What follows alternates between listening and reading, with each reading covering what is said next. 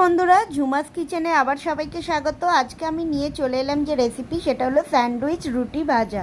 তো দেখতেই পাচ্ছ, রুটি আমি করে নিয়ে একটি রুটির উপর এক এক করে পেঁয়াজ কুচি, গ্রেট করে রাখা গাজর, সেদ্ধ করে রাখা আলু গ্রেট করে, তারপর সামান্য একটু স্বাদ মতো নুন, একটু অরিগ্যানো দিয়ে আরেকটি রুটি দিয়ে ভালোভাবে বন্ধ করে দিলাম স্যান্ডউইচের মতো। এবার তাওয়াতে 2 চামচ তেল গরম করতে দিয়ে ওই স্যান্ডউইচ রুটিটা আমি দিয়ে দিলাম ভাজার জন্যে। তো দুপিঠ খুব ভালোভাবে মুচমুচে করে ভেজে নিতে হবে।